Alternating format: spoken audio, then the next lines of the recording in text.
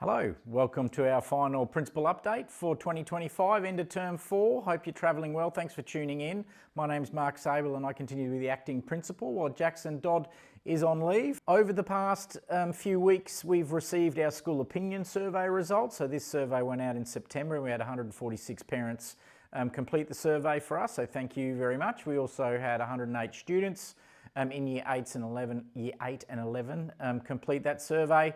You can see there the highlights and some of the things we need to continue to work on. Certainly the celebration and the high expectations that we maintained was recognised by both staff and students. There is some ongoing work to do around feelings of safety and behaviour, and also for teachers around the red tape, and of course that's linked to that industrial action. So there are things we are going to continue to work on. A little later this episode I'm going to talk about student engagement survey, and we really are looking at new ways that we can have more open forums and conversations as we plan the future of our school and address some of these issues and really make sure that parents feel heard and that we're taking opinions seriously. There's a graphical representation of how it has transpired over the years. It's really good to see that since 2023 there is this gradual increase in overall satisfaction for our students. Some mixed results from the parent group, the overall satisfaction being on par with last year. It was also good to see that in the staff area it was also, like the students, an improvement in all areas. So tracking in the right direction, but no doubt, as always, still work to do. And this will help us be precise in that work we do. It's important to note that included with the newsletter and these posts at this time of year, we have revised our school entry and exit procedures that do fit in line with our new perimeter fence. In there you'll find there's an updated process for student entry between the 8:50 a.m. and 3:05 p.m. when the gates will be locked, so all of the traffic will have to come through the main entrance of Miles Street and the car park there through the main office. So we've removed student services to accommodate students and parents signing students in and out during the day.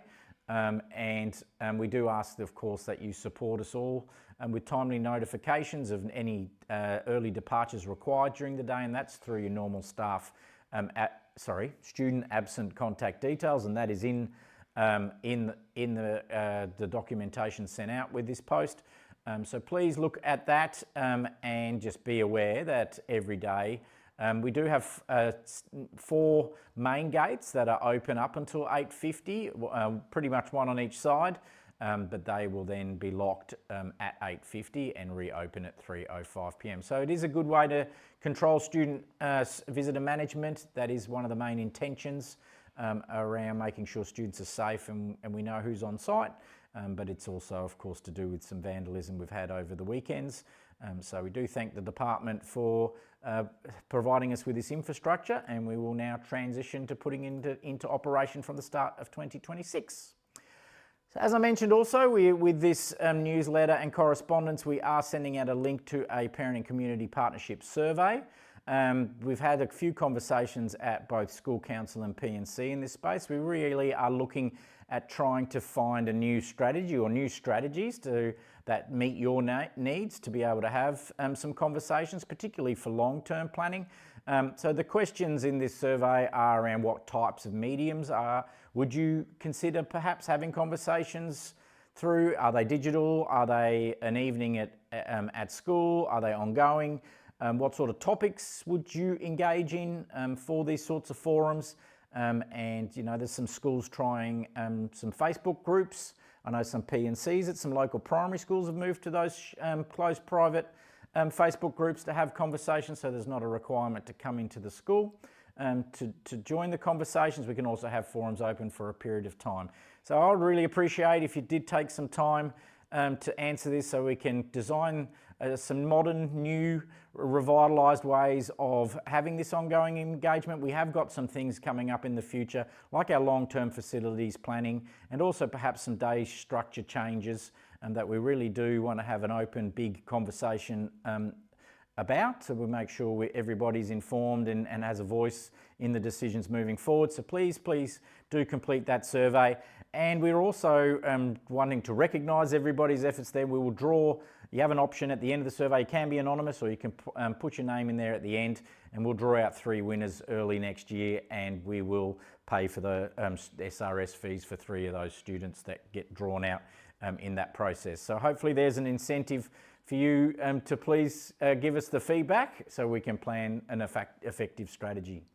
Excited to announce also we have made school TV available for our parents and purchased a subscription there. It is a range of informative videos and resources, particularly for parents, but also for students as they navigate different complex, I guess, wellbeing challenges that might come up through their time at high school, adolescence. There's a range of topics from cyber safety to vaping to respectful relationships. There's a few reports then on transitioning into high school, exam stress, and also the social media ban. So please jump on there. You can see the address on the screen there, and access those resources as you need. And we will also just put out for promotion a focus area every month or so that relates to maybe we're having a mental health week and a focus on promoting mental health, and we'll put some resources out through our social media to encourage everybody to visit those and help everybody's well-being as we need. Finally, just some key events and dates for startup for next year. So Tuesday the 27th of January, after Australia Day, will be our first day back for everybody. The Year 7s will be starting in I-Block on the first day, whilst the Year 8s to 12 will come across to the MPC. We'll have an assembly in that first period and distribute timetables and the like. And then predominantly for most year levels, period 2 onwards, will be to timetable classes. There are a couple of extra senior little assemblies. So we look forward to welcoming everybody back after the break, and just be aware of that first day procedure. Also in Term 1 for weeks 1 and 2, we do make sure we have a Year 7 transition program, make sure the students feel supported before we transition into the normal timetable and teaching and learning routines. We also have an AI safety presentation for students in week 2 for Year 11 and 12. We've got school photos in week 3 on the Wednesday. That's for everybody on the 11th of February. That same week on the Friday, we'll have our swimming carnival in week 3. So everybody will be going across to the pool for that day. We have a parent information evening for Year 7 in week 5. And finally, the term will conclude on the Thursday, as it's Good Friday the day after, on the 2nd of April, where we'll have our cross country. Of course, you can jump on our website and check all that information as you need. And finally, I'd like to thank you and the community at large for welcoming me into the school community. I've enjoyed also visiting lots of primary schools at this awards presentation time of year. I've genuinely loved and appreciated the genuine respect and the greetings that students have given me whilst here this semester, and it's a great school and you should be very proud of it. I'm also excited to be continuing on into next term, and I now wish you all a safe and relaxing holiday. Have fun and a safe time with your family over the holiday season, and we look forward to seeing you in 2026. Thank you and goodbye.